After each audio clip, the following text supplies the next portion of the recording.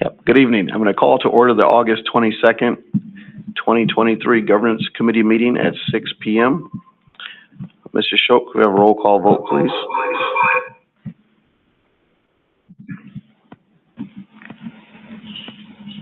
A roll call, not a roll call vote, I'm sorry, for the committee. Oh, I'm sorry, for the committee. So sorry. Megan Miller? Present. Sean Levy? Present. And Brian Anderson? Here. All members are present. All right. Is there a motion for the approval of the agenda? So moved. So moved. I'll second. It's been moved by Board Member Megan Miller, seconded by Board Member Brian Anderson. Is there any discussion? Hearing none, all those in favor signify by saying aye. Aye. Aye. The motion passes unanimously. Is there a motion for approval of the minutes?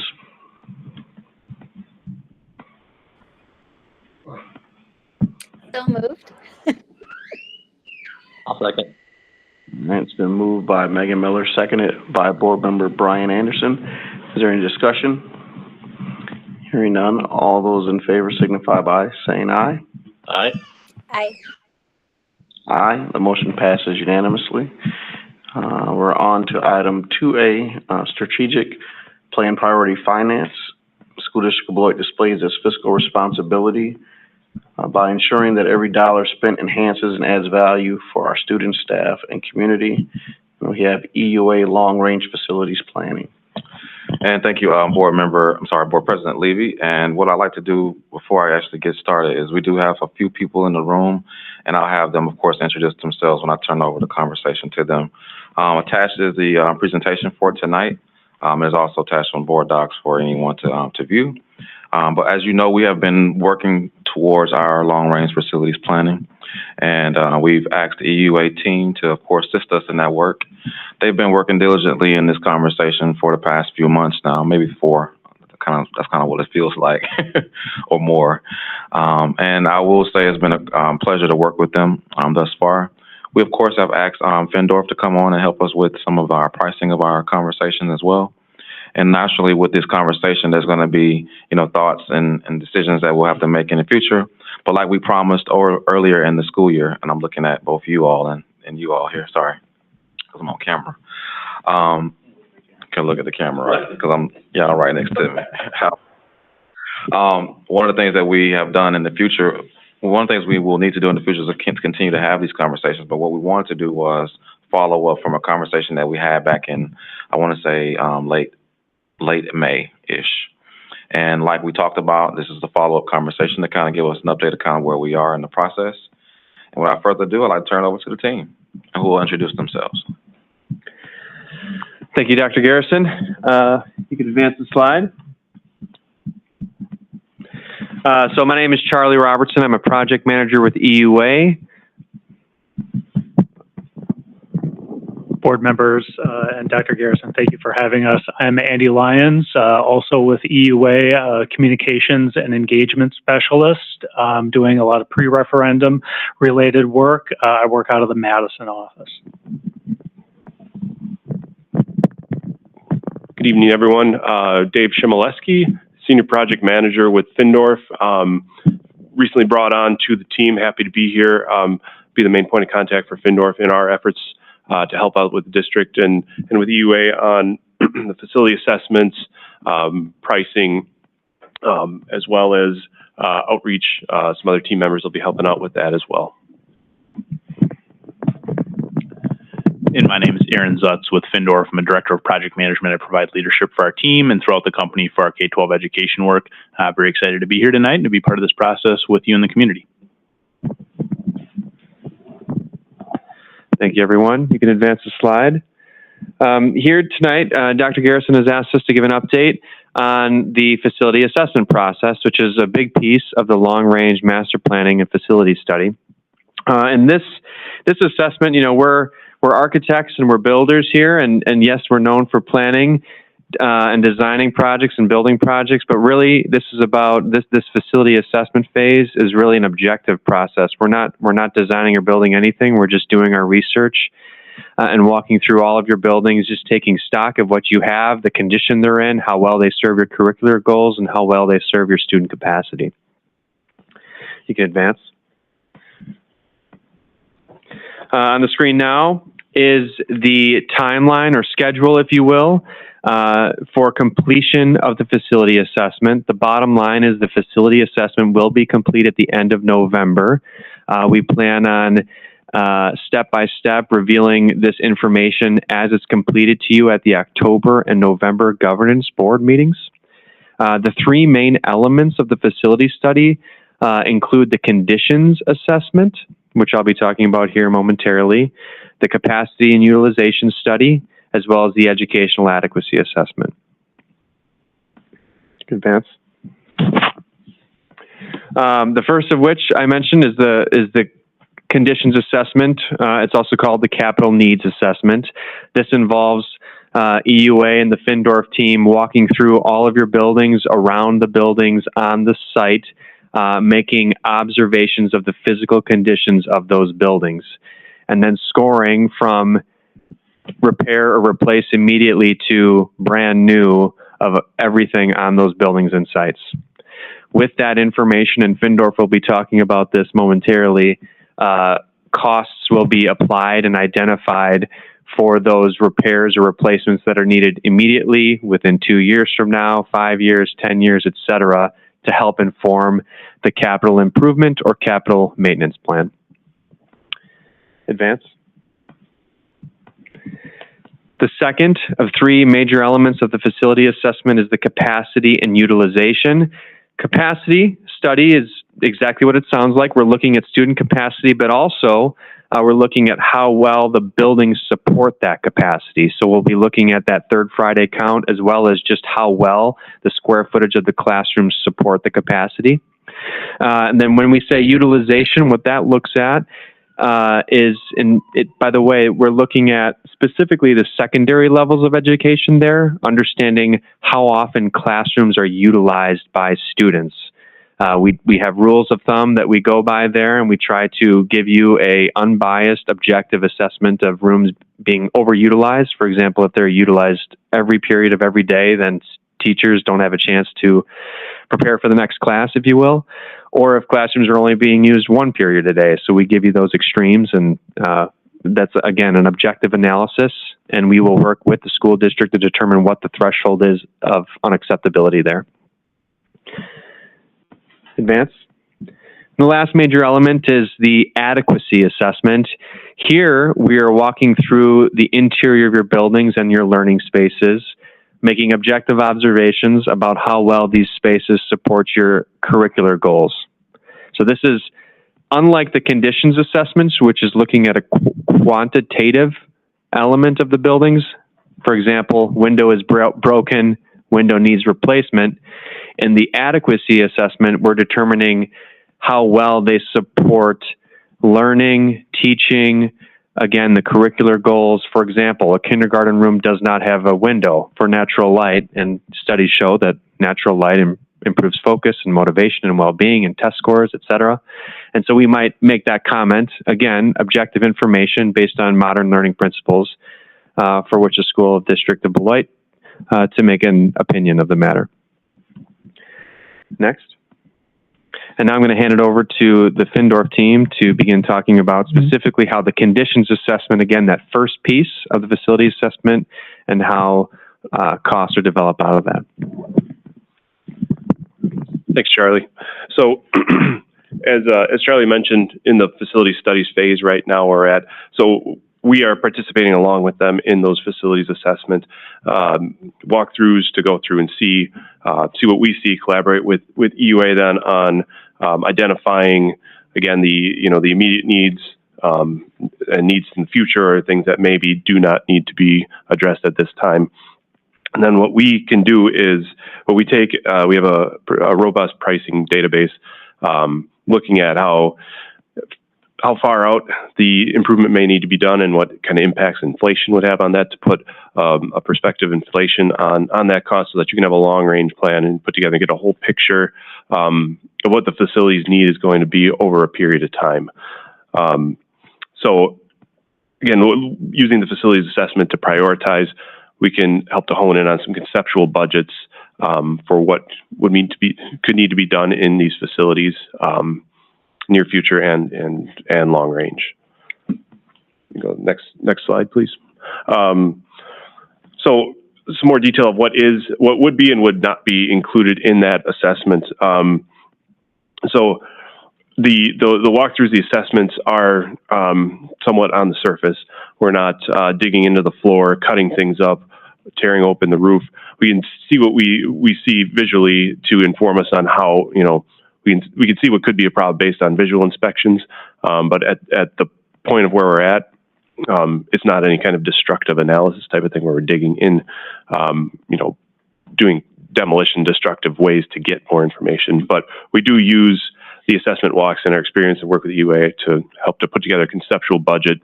There may be some things that hit, when you get into the actual phase of construction, renovation, you may run into certain things, but we also, as we get into like a bigger comprehensive project like that, we make sure to apply contingencies for potential unknown conditions, management fees, things like that could be associated with like a larger project. You may have a capital need, for example, to replace a boiler. That's just a kind of a one-time replacement. You pay for a new one, you hook it up, and you got yourself a new boiler. Or if it's more of a renovation of a space, that could have additional costs associated with the entire project. So when we do our costing and our estimating, we make sure to capture all that so that you have a full picture of what the budget may be. It's not what the cost estimates that we're doing, it's not a final construction budget. We get past the facilities phase and into the future. When you get to an actual project that comes with documentation and drawings and design and all that, that's when you get into like a finalized construction budget and bidding and things like that. So this is just to provide a set up a budget so that you can have a plan going forward for improvements needed to the facilities. Anything to add? Okay. Great. So as we wrap up, the next steps here as we look towards the fall, the conditions assessments are wrapping up. Our team on the architectural side will soon, in approximately 2 weeks, begin coordinating quite a bit with Findorf. We have a lot of data that we're going to go over with them. We have to transfer a lot of information. It's been nice to have them along on some of these recent visits.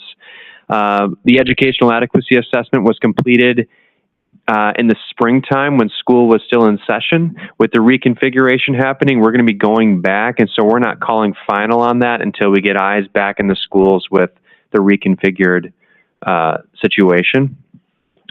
And then after we receive the third Friday count in September, we will be doing an analysis of the capacity and utilization then.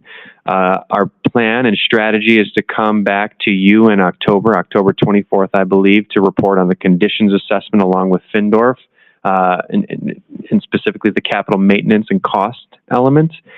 And then I believe it's the week after Thanksgiving, we'll be coming back with full bellies, November 28th, I believe, and we'll be talking about the educational adequacy as well as the capacity and utilization there, which will round out our facility assessment, and our facility assessment will then be substantially complete at that time. Thank you, everyone. And not to miss another very important person in this conversation, Mr. Tommy Bricko. He is our, of course, Director of Facilities and Maintenance. And if you'd like to say a few words, please go ahead and share. Sure. Thank you, Dr. Garrison, fellow board members. Great to be here. This is the start of my third week, and very happy with the help of Bob and the folks to my right here under their guidance and leadership as I get activated into the district. Just very happy to be here and be a part of this team, and looking forward to the work ahead. Nobody's more happy than I. Yes. It's always hard wearing multiple hats, and of course, and Mr. Bricko is absent. Naturally, a lot of us had to put on some different hats, and of course, Mr. Chady had to put on some different hats as well. With that being stated, again, my goal in this conversation is to make sure the board is abreast of as it pertains to this work.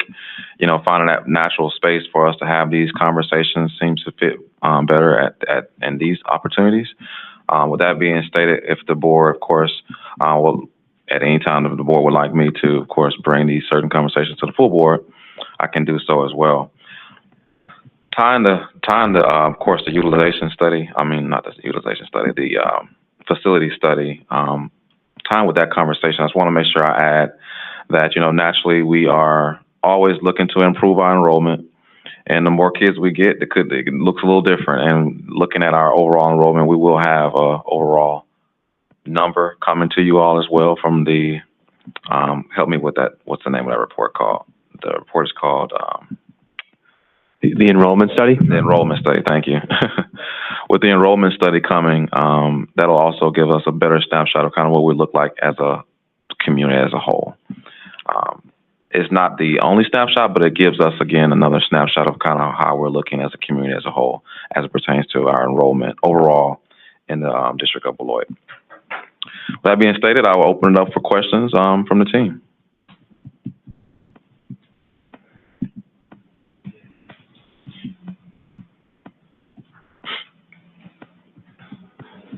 Board Member Miller, you can start us out. Thanks. I actually don't have any questions, but I wanted just to give some positive feedback. I'm really impressed with the level of focus on academics and just like the practicality and the logistics of like how our facilities literally supporting our students.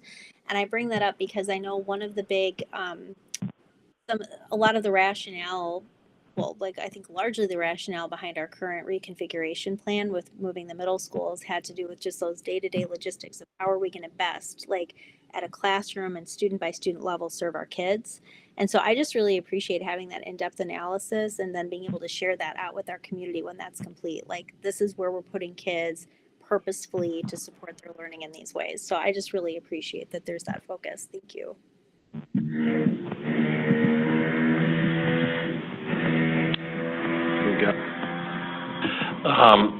Just kind of a general question. So when you talk about in useful life and repairs, and you said, you know, it's going to be on this continuum of, hey, get it done now because it has to be done versus, yeah, it's brand new, so whatever the shelf life is for that particular thing. Is there a piece of it that says, hey, this has this particular item, system, whatever it is, has 5 years useful life, at which point, you know, it's going to cost X. But, you know, if you, because of maintenance costs, because of upkeep, you know, if you pulled the trigger now or in year 1 or in year 2, that, you know, you could actually come out ahead. You know, that type of analysis to say, you know, it's not just what it costs at the time you purchase it, but if it makes sense to do it year 2 versus year 8 in this plan, is there some of that kind of stuff in it? Do you want to speak to that? Or? Yeah, that is part of it too, especially if you're getting new equipment all around one piece, you may want to, we could look at it and provide a cost to go after the whole thing. So you're not leaving that one thing that, okay, then we're done. And then 3 years later, you got to come back and get that one thing. But yeah, that's part of what gets considered in the cost analysis.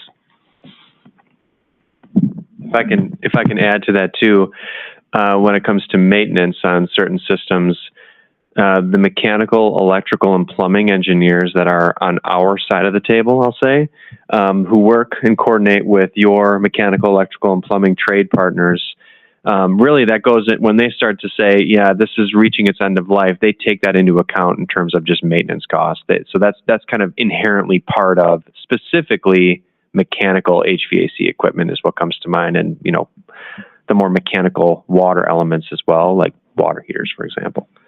Okay, and then you said, you know, a lot of these first pieces are very objective, right? And then it will get to a subjective standpoint. So at the end of this, are there specific recommendations, or is it just here's what you could do, and here's the report, and we have to decide. Obviously, we have to decide what we want to do when we want to do it. But is there an actual recommendation that would come through on it? There are in the assessment. There are recommendations, but the recommendations are, I think they're soft at times and they're non-committal at other times. And ultimately, we're just informing the district that this is the information we're finding. This is what we would recommend doing. And we often like to say in our office, the first option is do nothing. And that is something we explore and consider. Okay. So I'd add, when we do the pricing, a big part of the pricing will be kind of summarizing kind of where different systems and different life cycles are. And so there will be some graphs that kind of show what the needs are, say a year out, 2 years out, 3 years out. And oftentimes what that financial volume is will kind of dictate how districts approach solutions based on what the budget supports versus what the need is there. So that should be a product as part of that as well. Okay.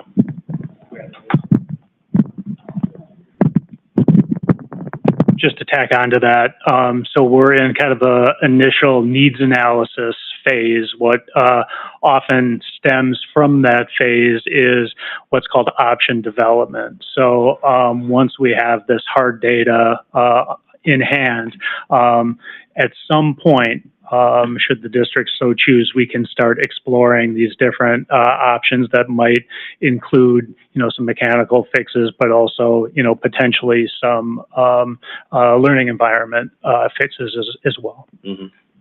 Thank you. Just one of the other questions I had is, following the assessment of the facilities, in different phases, like in the end, will the buildings have like a score? Because that was the place where you said that it's a local decision, what's acceptable or not acceptable, but how are the buildings going to be scored? All of that scoring will be clearly indicated in the assessment in the report. So it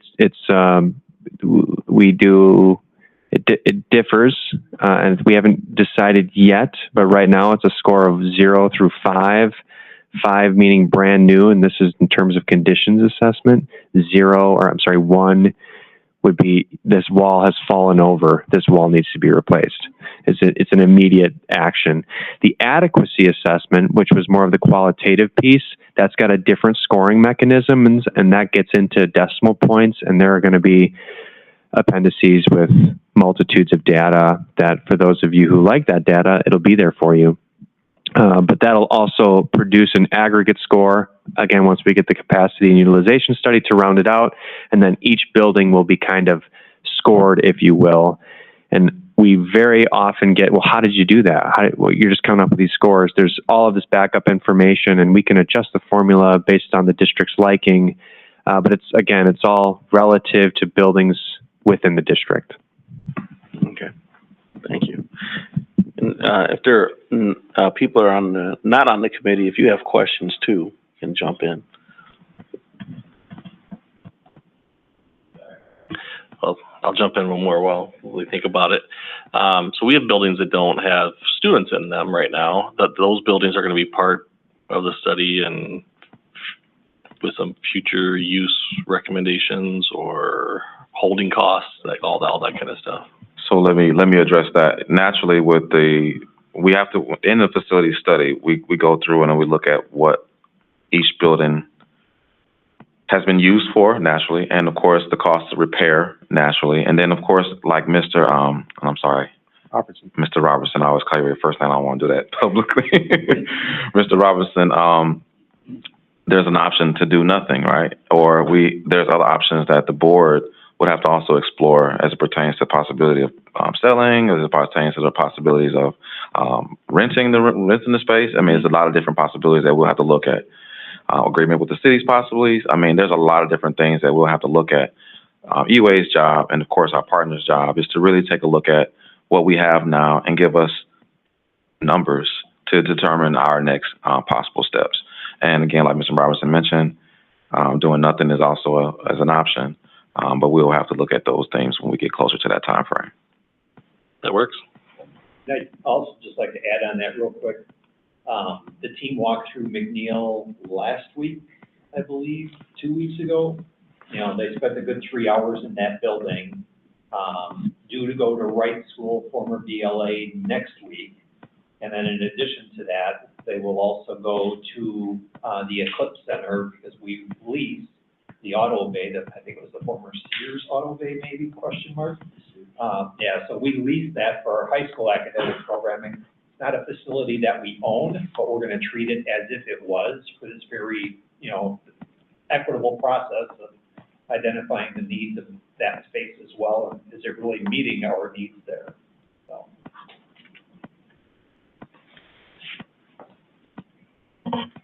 Thank you. As a former teacher in the district, how I use my room might not make sense to somebody such as yourself. So I'm curious, during the facilities assessment, the educational adequacy portion of it, what opportunities will educators have to weigh in on how they're using their room? Like if they're using it 7 hours a day versus 1 hour a day, it might make sense to them, but it might not make sense to you. And if they have that opportunity, how is that formed? Is it face-to-face conversation, a survey? What are your plans for teacher input? So we love teacher input at the right time, which is if this process evolves into a future planning phase or design or renovation or new build or what have you, that's the time where we engage not just teachers, but really as many people as we can to really weigh in on the design and development of reconfiguration of spaces. The educational adequacy assessment looks at spaces through I want to say like 15 different vantage points, from safety, space type and adjacency, interior environment, furniture, space size. We look at the site, and we apply modern learning principles of how well, based on our expertise, those spaces just serve your curricular goals of today. So we're not getting into nuances necessarily of, well, this teacher likes their class set up this way, this teacher likes their class set up this way. We're looking at, there's only one type of furniture in this classroom. Students don't all learn in the same type of furniture. Having different types of furniture actually can cater to multiple different learners and what have you. So it's more of we keep it objective at this point, and then we engage teachers at a later date should the time come for design or renovation or what have you.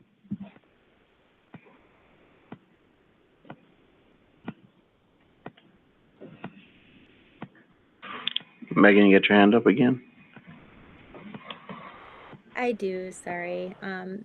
These are such good questions. I wanted to thank Board Member Anderson for asking the question that you did, because I was going to ask about the other buildings as well, and I was thinking, oh, well, we'll get more information down the line, but something you said, it occurred to me, we should probably plan to touch base with the city at some point before we get those reports, or just to like time it out, because it takes such a long time to schedule, right? Like these joint meetings, like we're still scheduling, right? So if we could time it out where we have at least enough information to have an informed conversation about like what we potentially could use those spaces for and how best we could collaborate with the municipality, that would be great. So I just want to kind of throw that out there. I'm not sure what that process involves, but if we could maybe reach out to our city manager and get his thoughts on what timing would work well for them in alignment with that Gantt chart that you just showed a little while ago.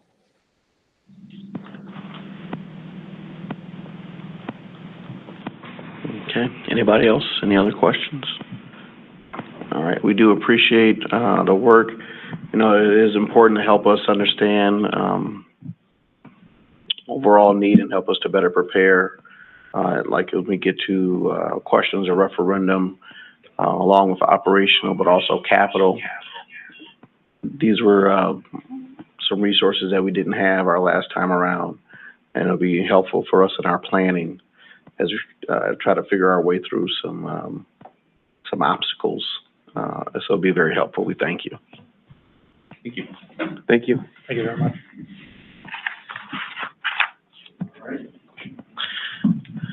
Now I'm going to move to item 2B, operational referendum discussion.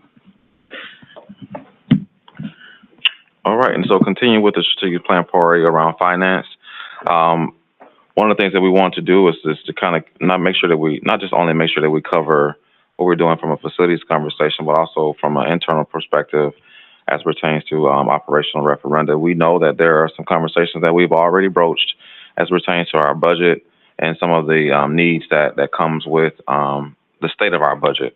With that being stated, I've of course asked Mr. Chady to assist me in putting together this presentation to address some of those conversations. You know, at the end of this, my ask to the board is that you give me the permission to bring this to the full board for consideration as well. We are in the conversations around, again, our budgetary impact and what we will have to look at in the future. And one of the things that I will just like to also reiterate is that naturally, when we're looking at numbers, and we all know that numbers are ever moving in the school district, the information is clear that the budget that was passed did not help us in our operational conversation in the school district of Beloit from the state. We are asked to do much more with. We're asked to do more. We're asked to do more with receiving less funds to do so. And that also comes with us having to look internally to see if there's anything else that we can do internally, and we will continue to have those conversations.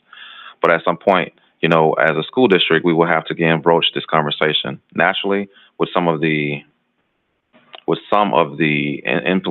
indicators in this budget. It does have some high impact on us. And so I would like to turn it over to Mr. Chady. He is going to walk us through a snapshot of overall for our future referendum timing, options, and considerations for our possible operational referenda. Ms. Chady will give, just like I mentioned about the EUA team, this information is also online for everyone to view. He's going to give a high-level overview. I know it needs to be about 15 or so or more slides here, but he's going to give us a high-level overview. We're not going to go over each and every one of these opportunities here, but again, we just want to make sure that everyone is cleanly aware of kind of what we're talking about. Mr. Chady. Thank you, Dr. Garrison. In fact, there's a number of slides that the board will have seen in prior presentations of mine as well, so about half of them or so are kind of a repeat, but we'll kind of get into this. We'll start off with a preface. You know, first, there's no decision regarding a future referendum effort that has yet been made. We are simply trying to do our due diligence with regards to planning for the future, reviewing a future election date, and kind of the final bullet point there, it's never too early to begin planning for such a big decision. So, just education. The content tonight, we'll talk about, one, we'll review the referendum history for the school district of Beloit.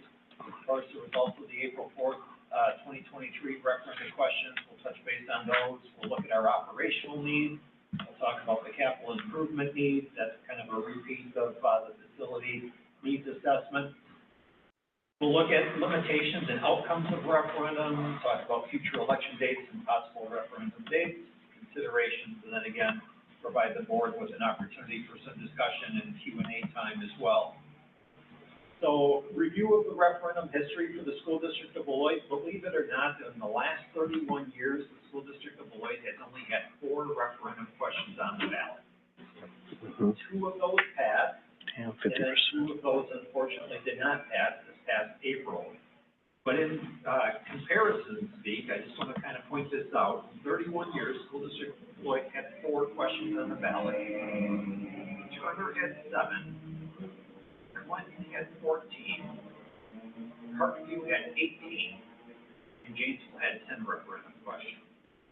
So our neighbors have been going to the electors more often, more frequently, and Beloit was not quite as strong, but, you know, it is what it is, that's okay. But I think it's important to kind of look at and know the history.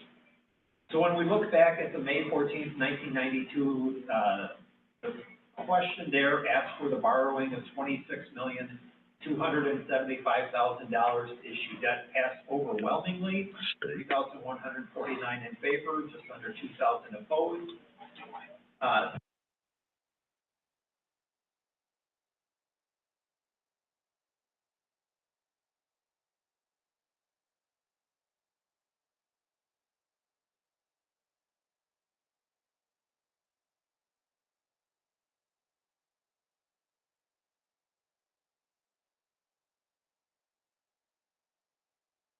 facilitate any other school improvements at the elementary schools at the time, unknown. Okay, Mr. Chady, Megan and, Melissa can't hear.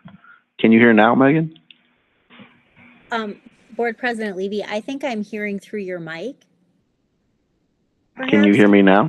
Yeah, I can hear you just fine, but I heard somebody click on a mic and then I started to hear again just a moment ago. So. We'll do this.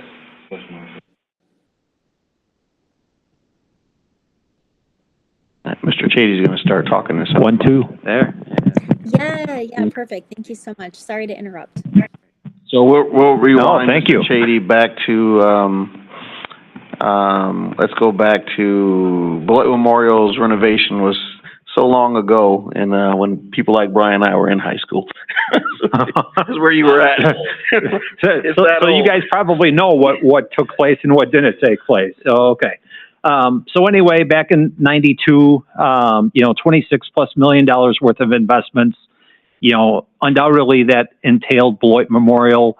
The additions to the facility, did it encompass any remodeling to the existing original structure at that point in time? Unknown. Did it facilitate any school improvements at any of the elementary schools? Unknown, but that's okay. Then we fast forward to April of 2012, where the district put forth an operating referendum question to borrow $70 million. That passed, 2,889 yes votes, 2,543 no votes. And this really facilitated a more widespread district-wide facility improvements, remodeling for our district elementary schools, sites, the conversion of Cunningham from an elementary school to a middle school, and just kind of a retrospect, walking the facilities with the EUA team. Charlie can attest to the fact that you can walk through and you're like, this probably was a byproduct. What we were seeing in elementary schools was likely a byproduct of this investment from the 2012 referendum, putting in new windows as an example. So, and then of course, most recently in April of this year, we had 2 questions on the ballot. Question number 1 dealt with our capital improvement needs, seeking to borrow up to $19,500,000 for the facility improvements that were identified therein in the question. Unfortunately, that just barely, we lost by 113 votes. So darn close. Great effort by everyone. Would have been nice to bring that home, but we'll have hopefully another opportunity. Question number 2 talked about the operational needs of the district. Seeking to exceed the revenue limits by $14 million in the 23-24 school year and another $9 million in the 24-25 school year.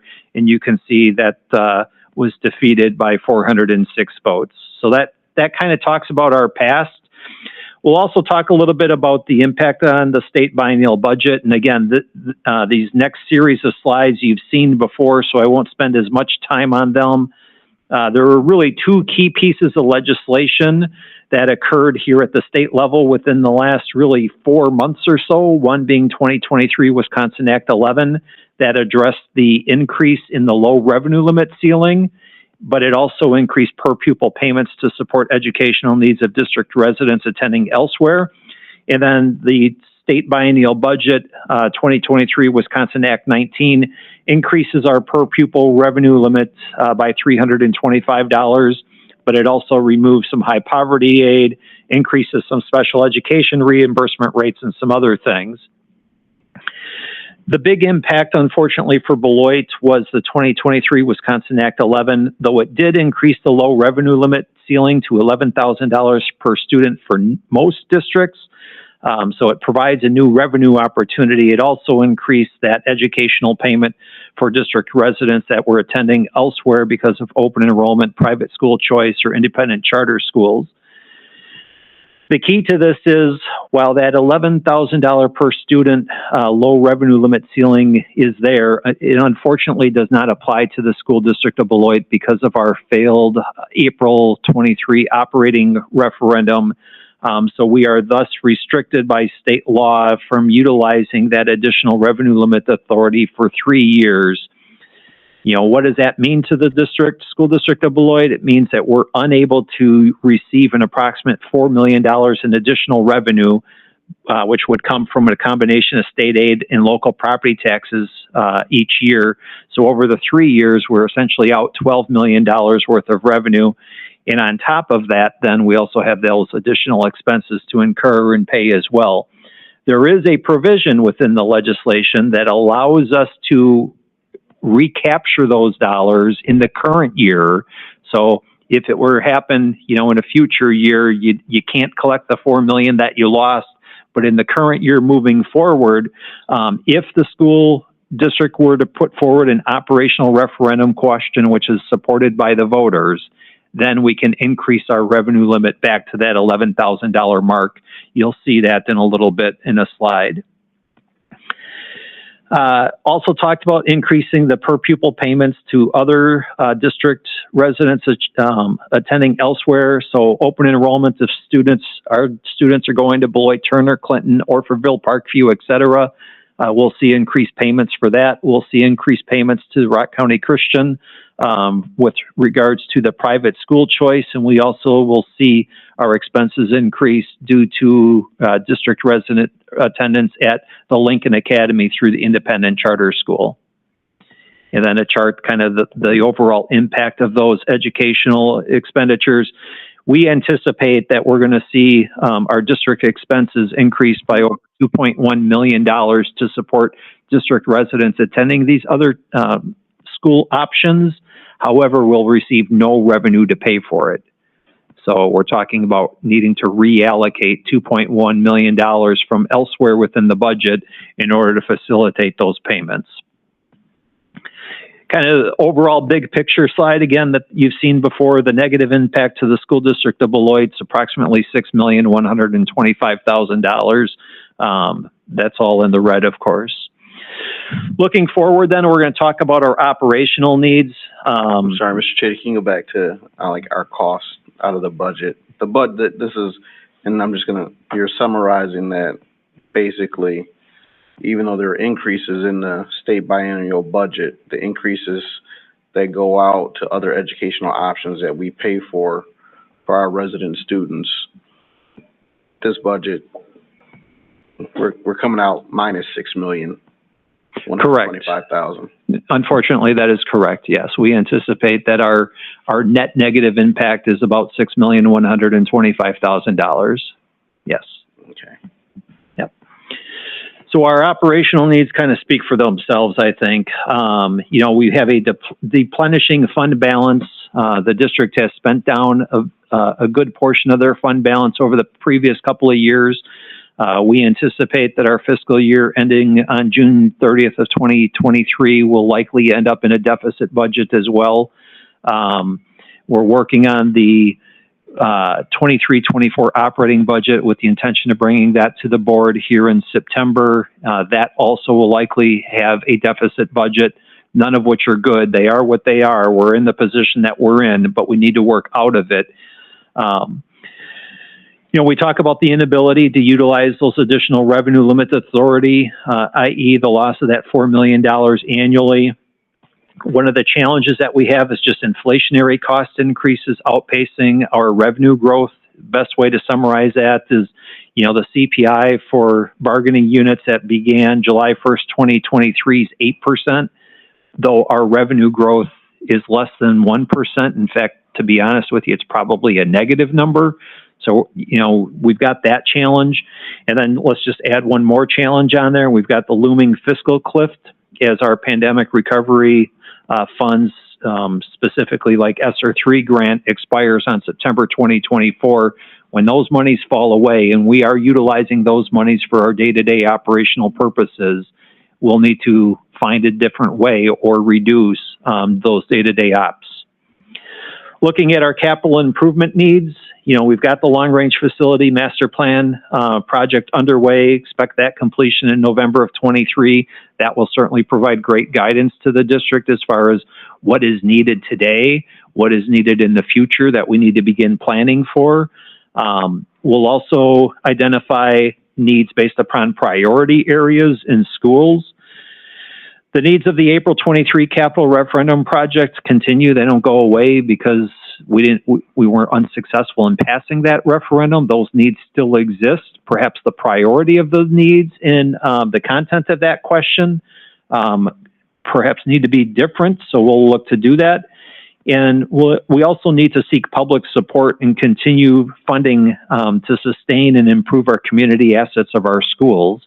You know, the community has made substantial investments through the years to construct what we have. We're not necessarily advocating that we tear anything down and build anything new. However, we do have an obligation to try to maintain the facilities that we have for the benefit of all, both our students and the taxpayers who have made those investments. A commentary about the referendum limitations and the outcomes. Per state statute, school districts can only ask 2 referendum questions in a calendar year. So it's important to keep that in mind. And by 2 questions, we mean 2 questions. You can't ask one operational question and then ask, if you ask an operational question that perhaps is defeated, you can come back with another operational question. You've asked your 2 questions in a year. So trying to, do an operational question and a capital question, do you do those simultaneously? Do you separate them? But it's just important to keep in mind 2 questions in a calendar year. For years. Some equity and funding concerns, and here I think it's but some years there's only one opportunity in the election cycle to ask the questions, correct? Correct, and you'll see, I think, on one of the upcoming slides, kind of a schedule of future election dates that referendum questions could appear on. Yep. So some equity and funding concerns. We were talking about this in the cabinet and even after today, about how the school district of Beloit is one of the lowest on a per student basis as far as revenue, $10,365 per student, but yet the needs of our demographics and our students, especially with regards to economic challenges and poverty, is the highest. And those are just 2 conflicting, they don't align well to one another to help achieve results and to make the gains that we seek. So if we were permitted to utilize the low revenue ceiling adjustments, i.e. move our $10,365 to the full $11,000 that would be permitted, that would generate an additional $635 increase per student, or an approximate $3.175 million for the school district of Beloit. Those would be resources that are very much needed. It's not going to resolve all of our challenges, but it would help to maintain the viability and the sustainability of the school district of Beloit and help to minimize the reductions that are necessary. Keep in mind the state average per pupil funding is slightly over $11,500. So we're over $1,000, almost $1,150 shy of what the state average is on a per pupil basis.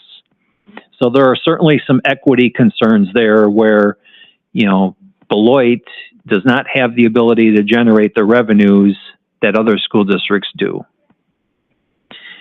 Here is a snapshot, a kind of a look forward of our future election cycle dates over the next 5 years. Keep in mind that in odd number years, there is no fall election cycle. So you can see 2025 and 2027, those values are blank. But in the even numbered years, there is both the spring and the fall election cycles. It is possible that you can schedule an election on a primary election date, though that it's doable. It's probably not the best option, but it is doable. And you can also see on this slide that there is a date that the school board must adopt and file a resolution question by. So that's the latest date. So if we were to look at an April of 2024 operating referendum, then the school board would need to adopt the question by January of 2023. That's the latest date.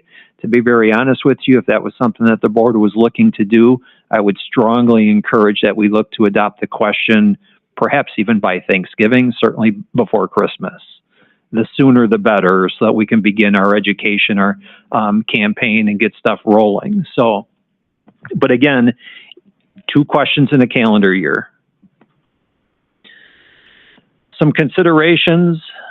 The operational needs are going to be just critical to the vitality of the school district of Beloit, no doubts about that. The district has made some reductions through the years, perhaps needs to make some additional reductions, but keep in mind that the more and more that we cut, the less and less of the school district of Beloit that we have. Class sizes end up increasing, programmatic options end up decreasing. Beloit doesn't look like the school district of Beloit does today if we continue down the path that we're on. Operations is and should be a shared responsibility. The district needs to show expenditure reductions in reallocation of resources to better align with student achievement, while at the same time seeking voter approval to further contribute to and support our student success through their property tax base. And then finally, our capital needs, they don't go away. Our infrastructure will only continue to deteriorate and get worse. So, you know, in doing so, quite honestly, will likely cost us more in the future, going back to Mr. Anderson's comment about, you know, is it better to try to address something now, or do you wait another 3 or 4 years, kind of drag that life cycle out, but it may cost you more in those years down the road. So very observant. Here's a slide from Baird Public Finance. They kind of do a history overview of referendum, and this dates back to 2000 through the 2023 calendar year. And you can look on the left-hand column, it shows the election months. And then you can go across and you can see the detail as to how many failed, how many passed, what the percentage was. The first column there to the right of the election month is issuing debt. So that's to do a borrowing to help facilitate capital improvements. The next 2 columns is your non-recurring operational. Non-recurring is when the board seeks to exceed the revenue limits for a set period of time. So if it's 1 year, 2 years, 3 years, 5 years, non-recurring, that set period of time. On the other hand, you can do a recurring question, which is represented in the last columns there. And the recurring question is essentially you're seeking the voter approval to exceed the revenue limits by a certain dollar amount, and then that amount continues in perpetuity going forward. It doesn't compound itself per se. So if you exceed the revenue limit by $1 million in 1 year, it doesn't become $2 million in year 2 and $3 million in year 3, but it's an additional $1 million going forward each year. Some considerations, things to think about. So I just kind of labeled these option A and B just to be, you know, clear. Option A, you know, seek an operational referendum question in April 2nd of 2024. That happens to be a presidential primary ballot. So political party impacts will come into play or may come into play depending upon the candidates in the turnout. If that question were not to pass, we would have the opportunity then to return to voters on November 5th, 2024. But keep in mind that would be the second and last question in a calendar year and may pose a hardship in our abilities to meet some of our capital improvement needs. However, you can schedule, we can put in the operational plan to address capital improvement needs also. So it wouldn't necessarily be a debt borrowing. You probably would be scaling significantly back, you know, your plan to address the capital facility needs. But there is the ability for us to do so in a shorter period of time, which would not entail borrowing, then also does not entail interest expense costs too. So there's a win then to the public in that respect. And again, if it does not pass, you then kind of reset that 3 school year clock on missing out on that $4 million each year also. Considerations with regards to option B, you can put 2 questions on that November 5th ballot, seeking both an operational and a capital improvement question. That is a presidential election cycle, so that will have a significantly larger voter turnout. That does provide the electors more opportunity, well, not more opportunities, provides more electors the opportunity to actually cast the ballot. However, if the operational question does not pass, I can't emphasize enough the significance of the budgetary challenges that the district would face in the 24-25 budget and every year thereafter. I mean, the 24-25 budget without an operational question passing would likely have a budgetary deficit of in excess of 10 million, and I would put money that it would probably approach 12 to 15 million dollars. I don't know. So, question and answer, board discussion. All right, board members, it's open.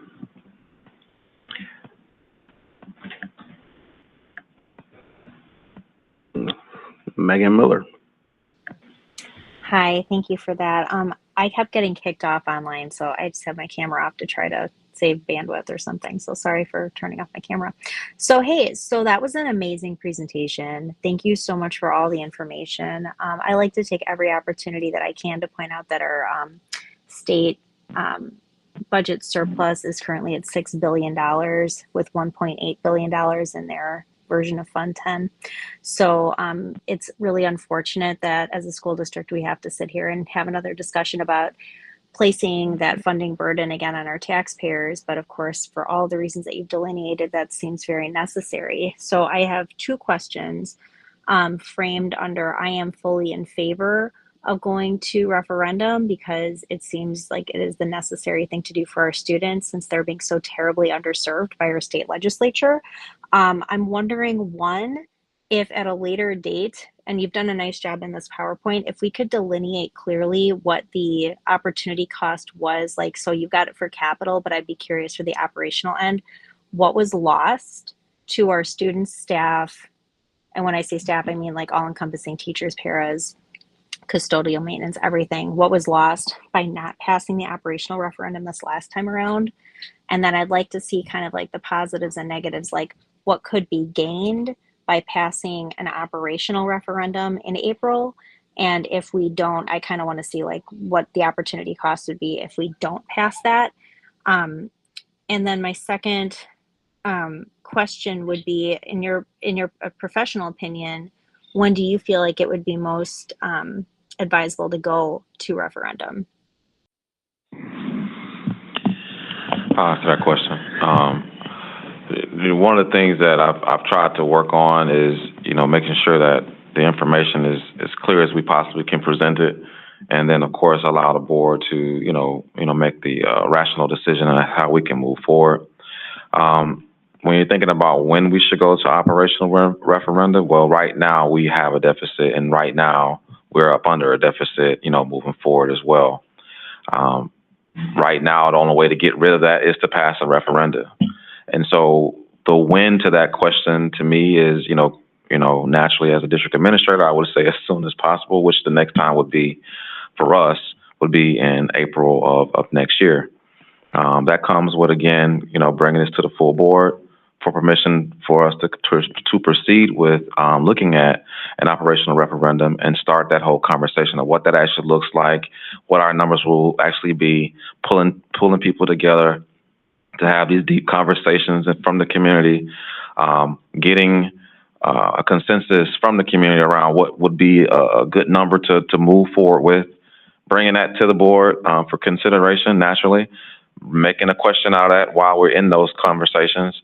And then getting the question to like Mr. Chade has mentioned, like we did last year, getting a question ready for the January deadline. One of the things that I think our district still has to remember, and again, and I say our district, that's all of us included, right? Our district has to remember that, there's only two ways to get money, and I made a statement before. Number one, we get it from the state, which clearly this didn't happen this time. And number two, we ask the public. And we did not pass our last referendum. And so those are the two ways we actually can have funds, being raised in our district. And we have to answer those questions we have to address those questions as they come. This is a step in that process. Last year we were up against the bottom of the ninth, and there have been many conversations about going to operational referenda. And when I assumed the position of district administrator, of course, we went that route. Naturally, we know we had about 7 or 8 weeks to do both questions in the campaign, and we just didn't pass. That's not to say that we didn't have support. We just didn't pass, right? Because there was support.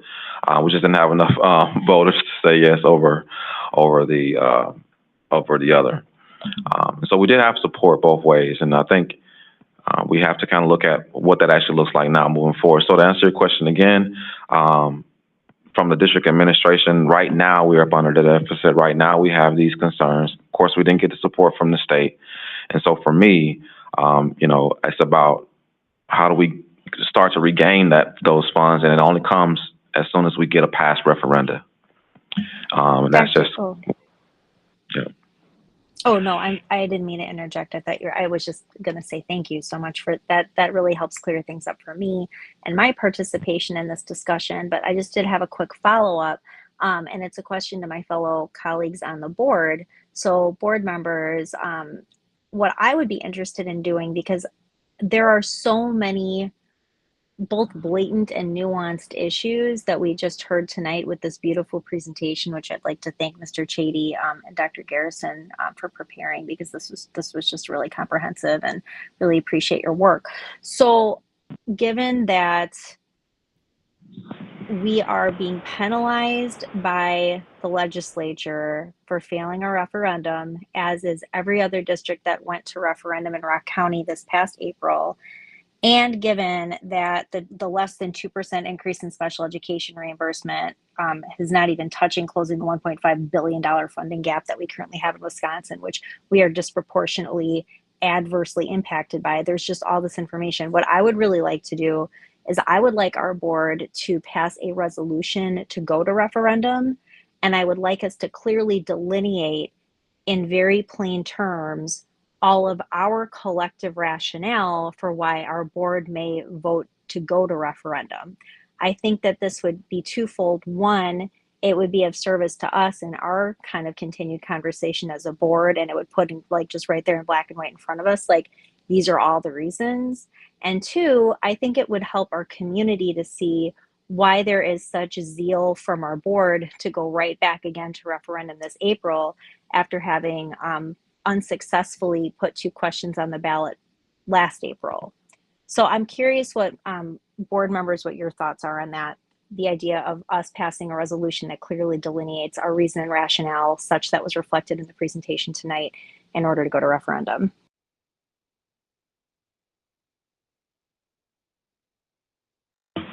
Well, I'll jump in, Megan. I think I could support the resolution of committing to a resolution, and then figuring out the timing, the amount, which types, and all that stuff at a later date. I think the longer time frame is certainly going to benefit us.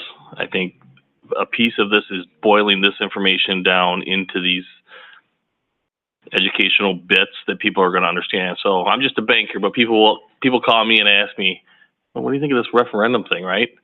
And they don't ask me, hey, on chart 3, column 2, what does that number mean? They don't care. I can picture the question I'll get right now is, at some point is, hey, you had asked in the last one for 14 million for this school year, and we're coming into our budget. And I know the question I'm going to get is, okay, well, you didn't get that, but let's say you did. What would you have spent it on? Because again, the thought is, well, the schools are still open, kids are going to school, and I think it's that boiling it down to what does it mean for, John Q. Public Beloiter, as opposed to, here's what Act 11 did, and here's what, you have to have that, but I think the talking points that came to my mind when Megan mentioned that was, how do we have those talking points that aren't, that are clear and concise and free of opinion, right? Get factual, and I think people can understand that, especially with the expanded time frame. You know, I agree. I think in the last operational referenda and capital referenda, that was what, in the fast and the furious time frame, that's what also helped us a little bit too. It was very clear. It was very, you know, to the point. I think what we do here at the board level is we want to make sure you have the detailed information naturally, and every audience has a different flavor, you know, and what they can actually tolerate as it pertains to information. We learned some things in the previous referenda. We did. And I would be remiss if I didn't, you know, make sure that people understand that there was learning that happened. And although we did not pass the referendum, there was still learning that happened for, you know, me and my staff as it pertains to what is the tolerance, what is the number, what is the information, what's the bite-sizable data that we can actually, you know, put forth to better inform our constituents and the students and families and everyone who lives in this who goes to school in the school district of Beloit, what they can actually, you know, handle. When I say handle, it's also, again, based off of the audience, you know, and that audience understanding, especially when it comes to money. You know, I want to do a better job making sure that, again, when I'm sharing information, that, again, is exactly what you're looking for, is exactly what will lead to people saying, we understand, we get it, and we want to support it. Naturally, that's what I want to do. And again, I believe in our referendum last time, we had that bite-sizable information, but we also had some opportunities where we could have, you know, looked at it differently and presented the information differently to better inform our staff and to better inform our community. Again, there was learning that happened, although we did not pass the referendum. I still believe we can make some of those adjustments. So again, thank you for your commentary there. Anybody else? Well, I'm looking at the slide that you just had up there, the historical slide from referendums from 2000 to 2023. Obviously, the passage of referendums are more successful in the fall than they are in the spring, pretty much across the board. So, you know, it is what it is. Even in a non-presidential year, it's greatly more successful than a spring referendum. So I think that has to be factored into our decision making too, because it is what it is. It is about strategy, right? It's not a guarantee any way we go. Right. But it's got to be part of our strategy, and you know. Yeah. So. Now there are benefits to April. Budgetarily, you know, knowing what your revenue financial outlook is going to look like can be extremely helpful in building the budget. If the April were not to pass, the board has the ability, because May 15th is a statutory deadline for the board to issue contracts for the upcoming school year for certified staff. So if that were not to pass, the board has the ability to do some retraction of staffing in that period of time as well. From a financial, when we get the money perspective, it doesn't really matter if it's April or November, because you're not going to collect that property tax money until the following calendar year anyway. So, you know, you also need to look at who's showing up at the polls, you know. Yeah, it's all strategy. Yeah. Mr. Chady, if I understand right, also, if we have one pass in April, we get to recoup the money loss for this academic year from the Act 11?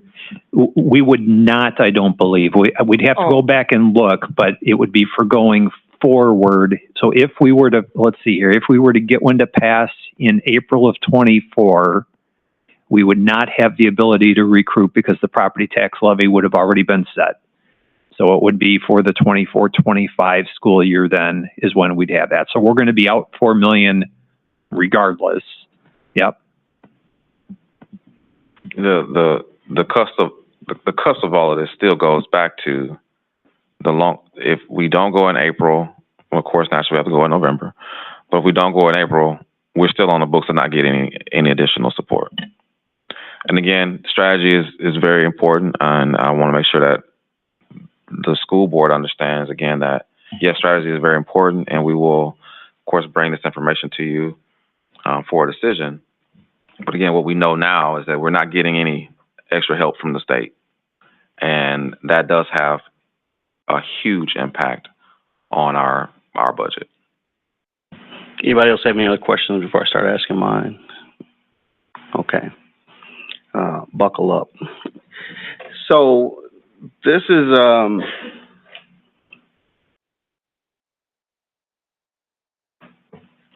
first question.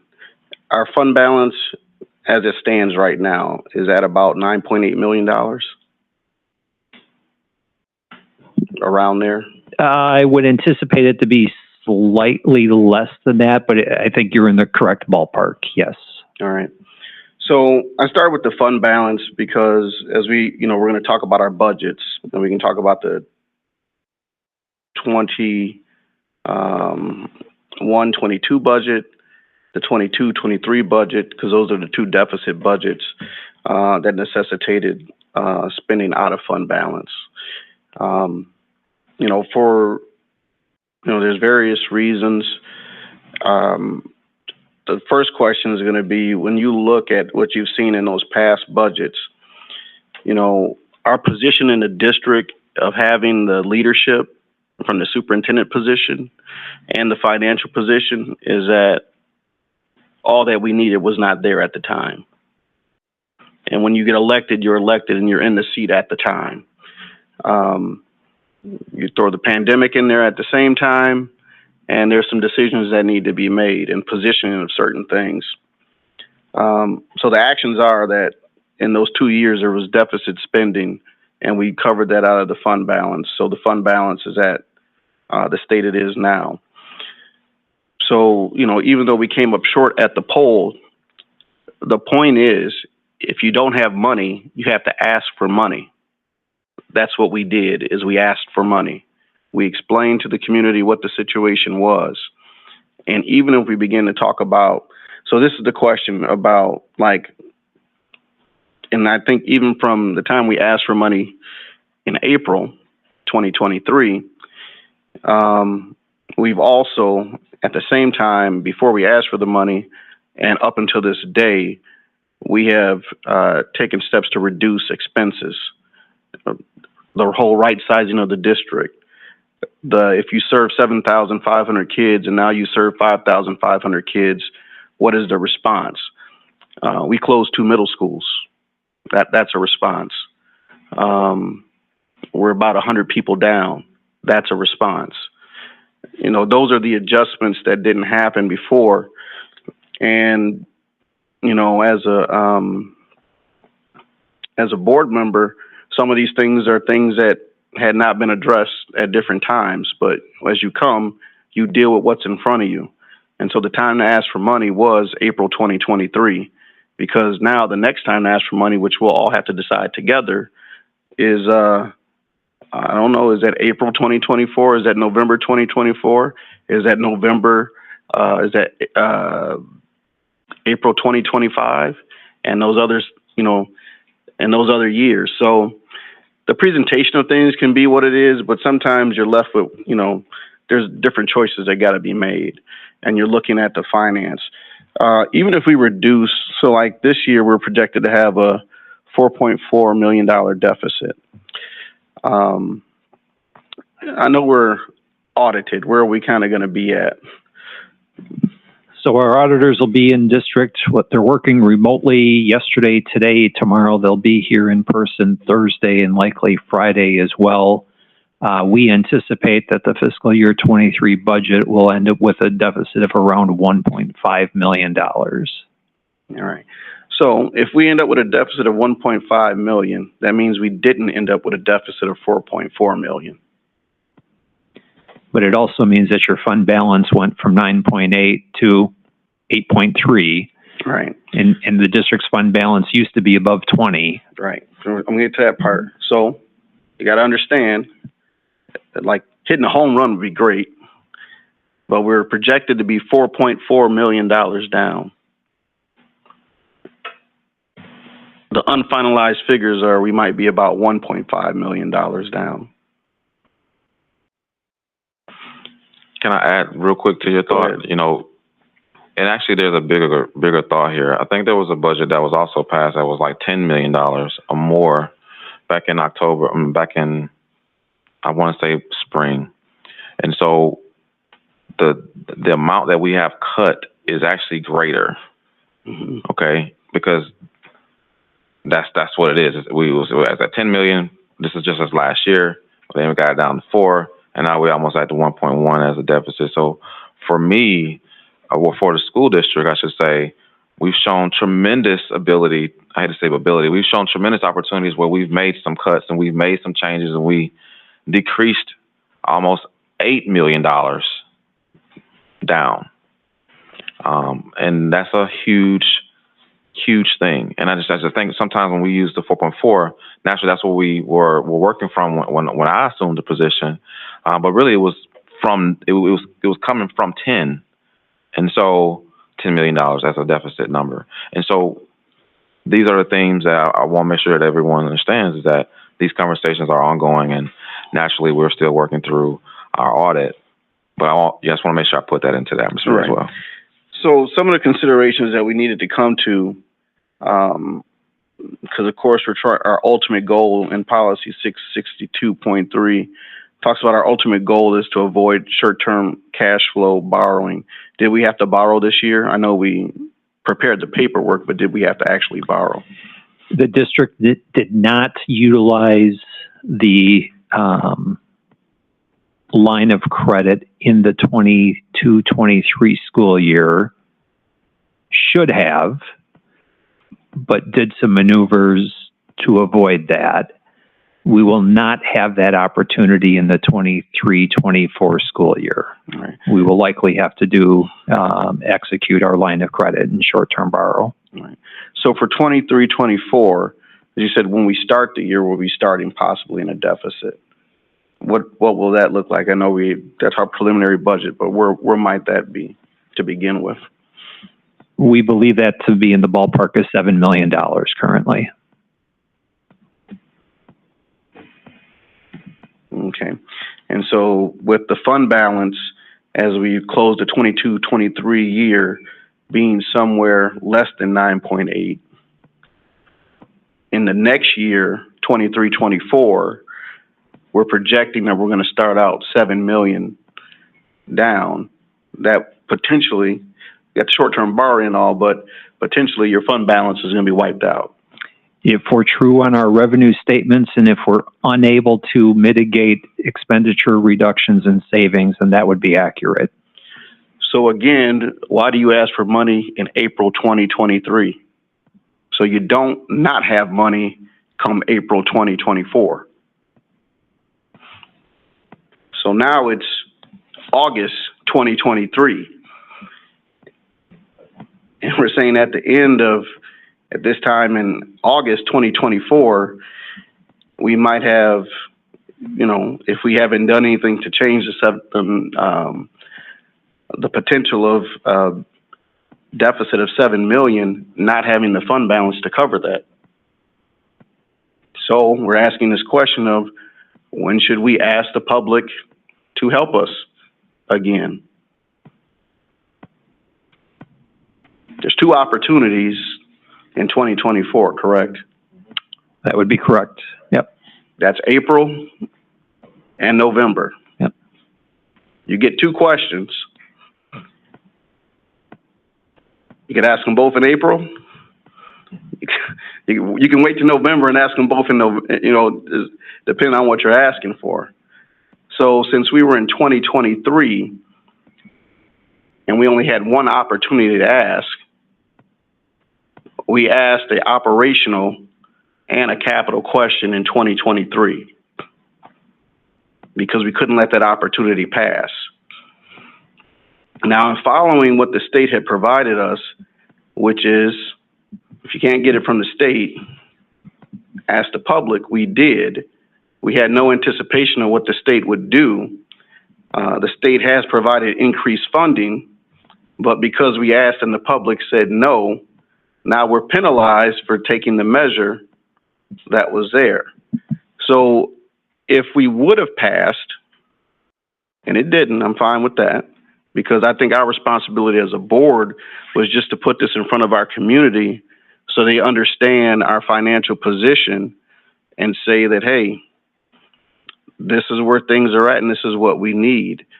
I looked at my property bill in December, and my portion of that came from the school went down like 54%.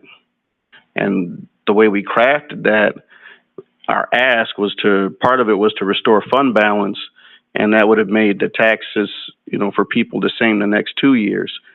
But that part is behind us. We know how to do the things. There's the one part, like Dr. Garrison said, the learning is taking place. We know how to ask for the money. We know how to form the question.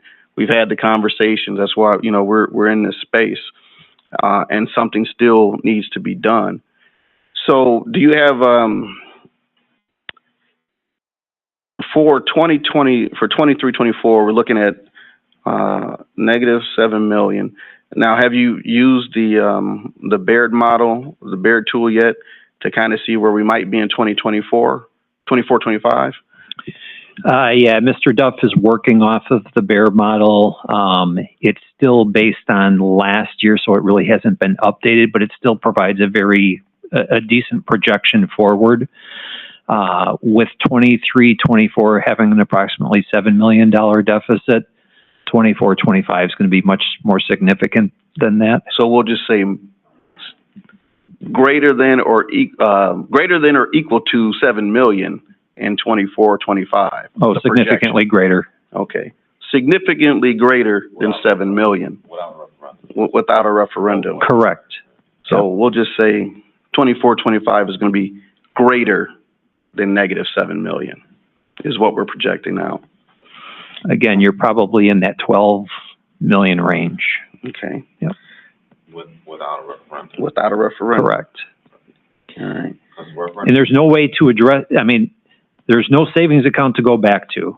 So the only way to make the operations work without essentially going bankrupt is to continue to reduce, to continue to close schools, to continue to increase class sizes, to continue to reduce staffing, to continue to lose programming. The school district of Beloit will not be what you have today. Right. I understand that, that there's going to have to be some changes. But one of the questions I want to ask, so we have those projections. If we would have passed the referendum, the operational portion at least, how much would we have gained is it quantifiable yet? Like what could have come to us that we're not going to experience going into 23-24 because we failed? If the April 23 operational question would have passed, that would have provided $14 million in additional revenue to the school district in the 23-24 school year. It would have changed your $7 million deficit into a $7 million surplus, though keep in mind a large portion of that ask amount was to replenish the fund balance, the about $10 million worth of fund balance that was consumed in the prior 2 years. So if we would have passed April 2023, we would have received the replenishing of our fund balance, and we would not be negatively penalized by the state. And we would also receive the benefit that came by their increase in what we could ask for. We would be in much stronger financial position without question. I think one of the things that we have to keep noting is that naturally there's learning that happened. We know what kind of where we are now. As a district administrator, naturally I'm always going to feel like there's some optimism, and we can be optimistic around some of the things that we will have to do. And this is another opportunity for us to kind of look at what we will have to do as it pertains to coming to the public and asking them for another request. Board President Levy, our request again today, based off of the information that we have here, is that we can continue this conversation we're asking the community to continue this conversation at the full board level for consideration around our operational referenda possibilities. Along with Mrs. Megan Miller's suggestion, I did hear her. She said that she wanted to possibly look at some resolutions in that conversation as well. What the resolutions will do is that they will pretty much put it out there that, hey, we're going to referendum based off a blank from a board's perspective. But we still have to do the work around what the numbers are, what it actually looks like, pulling teams together, pulling numbers together, the whole, kit and caboodles, the same thing that we did in our last conversation. And so, again, I just want to make sure that, the request today is to ask the governance council for permission to move this to the full board. All right, I haven't lost that. I just got to work through these questions. So, I mean, because again, of just context, we didn't have a superintendent and we didn't have financial services personnel. We hired a superintendent. And before we hired a superintendent, we knew that we needed to have this operational ask at least. And so you came in and began working. We've now added Mr. Chady to the team to go along with the assistance that Mr. Duff is providing us. So we got to that space. And the part of hiring a superintendent, that's the difference between being negative $4.4 million down and being $1.5 million down because of actions that were taken this year. Because even as we sit as a board, we're not in the day-to-day operations deciding what to pay for and what not to pay for, what cost to consolidate. So when we get to back to policy 662 of wanting our fund balance to be between 14% and 25%, this doesn't have to be worked out now, but I think one of the things that as we were asking last year, a difficult point was not being able to pinpoint a number and tell people why. So in that policy, if we're currently at less than 9.8 million in fund balance, and we need to be at 14, that's the minimum, and 25, that's our goal. Those are some plain numbers that I need to be able to, put out there for people in context to understand. This is where we're at. If we got to 14%, we would be here. If we were at 25%, this is where we would be.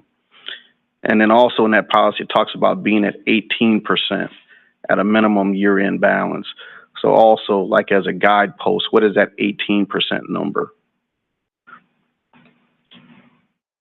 The bottom of that policy says that any amount under 14% of the fund balance as year-end shall provoke a consideration by the board to consider the use of surplus funds to replenish the reserve.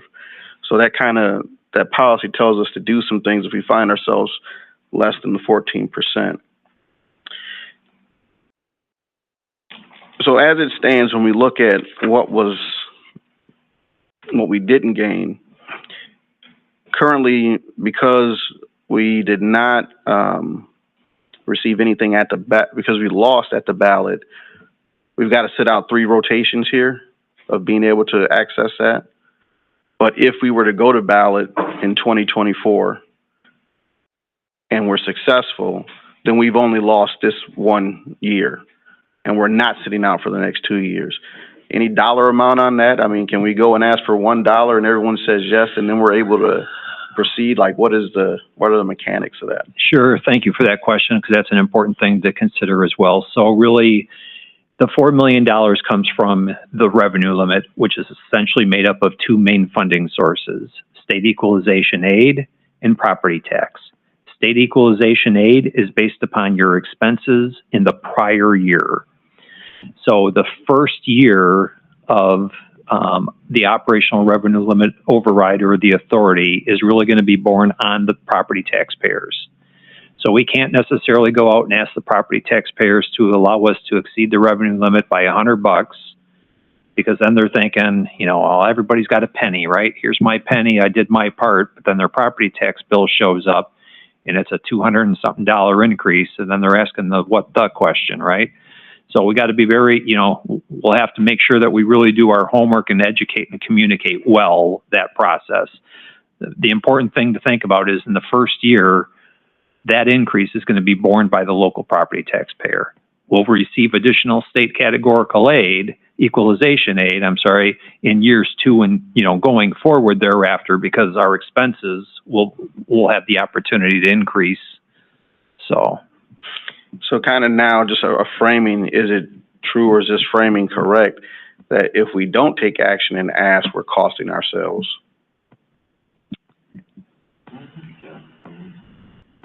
So, I mean, it's almost like you got to People look need at, a reason to say yes. Yes, correct. It's like there's like two ends of that spectrum again. When we don't do one thing, it does have a domino effect on something else. If we pass the referendum, it has a domino effect on something else. If we don't pass the referendum, it have a domino effect on, and go in a different direction. And it's like you have this yo-yo effect of how we can actually regain our financial stability, and this is one of the steps in the process. Right, and then and then here's another question: if you're projected to be $7 million in the hole, what does $7 million of cutting look like? That'll be over 100 staff members if we just look at just staff. And so, one of the things that, again, I think is people have to clearly understand is, you can't cut your way to the top as well. Like Mr. Duff has mentioned, and Mr. Chady has mentioned multiple times. I'm sorry, Mr. Chady, in tonight's conversation, you start looking at increased classroom sizes. You start looking at decreased overall programming. You start looking at, possible morale. You start looking at additional buildings closing when you already have, in this case, based off of our enrollment and what we're kind of looking at, our buildings are looking at capacity again as a concern. And so then everything starts back to kind of constrict and snowball. And the direction that we all want to be moving in, especially as a district administrator, is back on the achievement conversation, back on the side where not only the state is giving us what we need, but the community is also supporting us at a high level to service all of our students and their many diverse needs. And I think what we also are missing in this conversation is that everything goes up every year. I mean, with inflation being what it is, that's also a real big hitter for us right now. 10 years ago, no one was talking about 12% CPI, 18% CPI. No one was even talking 8% CPI. No one's talking about those numbers now. Things have changed over the years. CPI is a big thing. And again, from a budgetary perspective, we have to look at, how we look at $7 million and, of course, cuts and what that actually means to us in servicing all of our students. And we can't look at it based off of getting rid of everybody and getting rid of people. At some point, again, we have to come to the public for an ask. Right. As a school district, again, Mr. Chady already laid out, we only went to the public 4 times. In the history, as I understand it, in the history of the school district of Beloit, 100 plus years old or more as a school district. And so it's just one of those things where we have to keep having these, ongoing conversations about what is the best path forward. Right. And I brought that last point up because I think there's a segment of our community that needs to understand or needs to be explained. Why can't you just eliminate $7 million, adjust your organization and the services you provide to what you can actually do? We get to just with people doing the private sector conversation. No, you can't exist as a district with 11 buildings and XYZ programs. So is that one middle school on the east side because that's where the largest building is? Is that one high school which is across the river, so that does make it on the west side? Do we still have 3 elementaries on the west side, 3 elementaries on the east side? Or are they all combined in one building? And maybe we have 4 buildings and a different programming. Because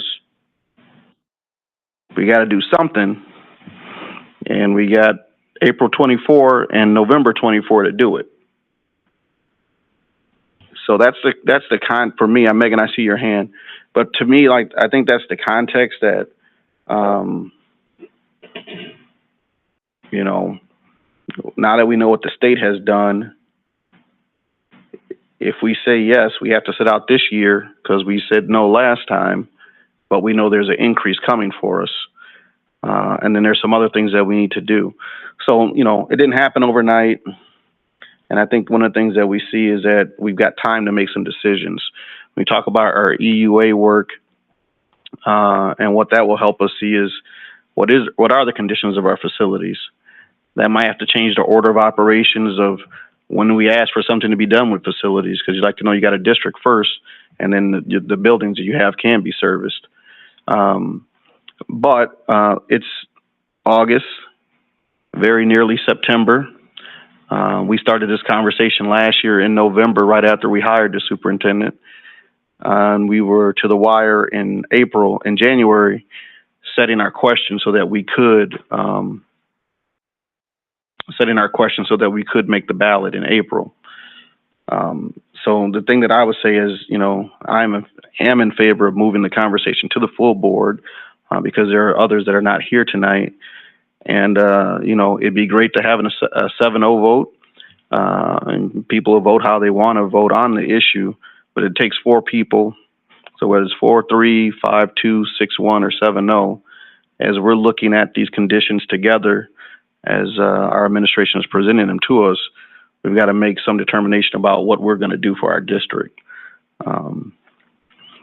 So it's clear to me that if you don't have it, you got to ask for it, even as we're demonstrating that we're cutting. But it's impossible. Well, it's not impossible to cut $7 million in 1 year. It's just going to really change people's school year. And, that's got to be executed and pulled off. It's kind of like the question that Dr. Garrison received, and he said, well, why can't you just put them all in one building? Well, there's some transition that needs to happen. It needs to be 2 now. But there's other factors and conditions that will help us understand what we need to do. What does Third Friday count look like? What does the budget we present in October look like? When we get to December, and we got contract considerations of administrators, just a question, do we have $7 million worth of administrators to cut? Because that's a question I also get at one time. So even if we cut all the administrators, that doesn't make $7 million, does it? Okay, thank you. So we've got some things to do. We are taking those steps, but this is a part of the communication to our community about what's going on and what we need to do. Megan, you had a question?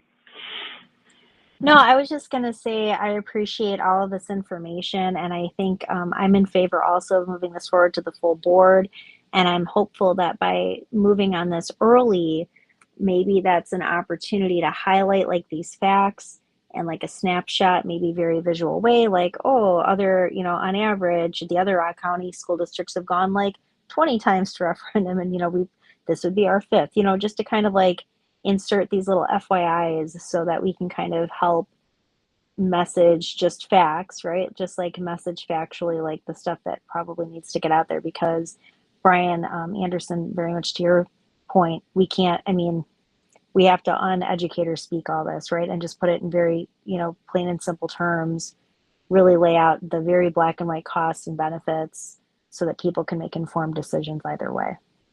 But I'm ready to rock and roll at the next board meeting for this one.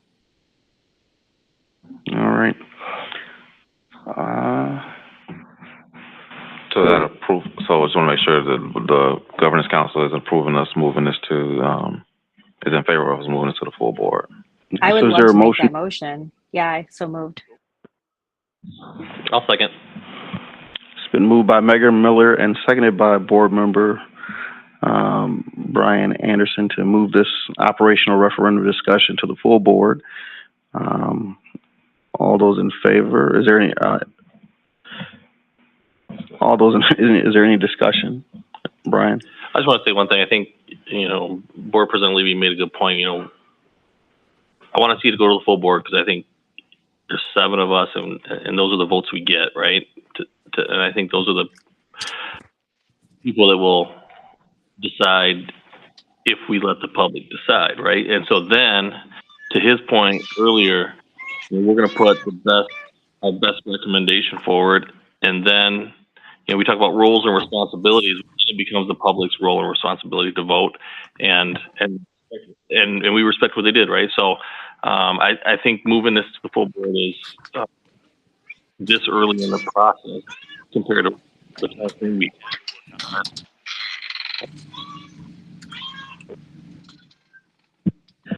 I agree, and I'm for the referendum because I thought we needed it in 2023. That's where we're at. So I think that, like I said, moving this to the full board is the thing to do, and I would say to board members to figure out where you're at or the questions that you need so that you can, so we can understand where we're at early. Because we need let's say it like this, the speed at which we can come to a decision about what we need to do collectively, and we'll take the time that it takes for us to get there, but we lose time on the other end if we don't know where we're going to be at. And that's, and that is being respectful of any board member's individual opinion about what we should do in our situation. But this is something that we need to, the sooner we can get it, decide that we're going to go to referendum, if that is the choice. And then the sooner, if we decide to go to referendum, what the question will be, that's going to help for all the work that needs to come after that. So that's something that we need to work on, and we'll create the spaces for that needs to happen. So the only discussion, all those in favor signify by saying aye. Aye. Aye. Aye. Motion passes unanimously. I'll work with Dr. Garrison to make sure that we get this onto the full agenda with the full board. Thank you. All right. Our future meeting dates.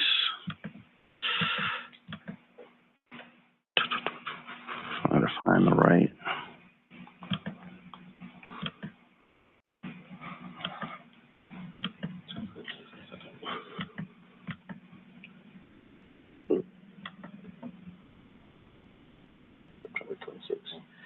Yeah, our future meeting date, September 26, 2023. What's the time on that one?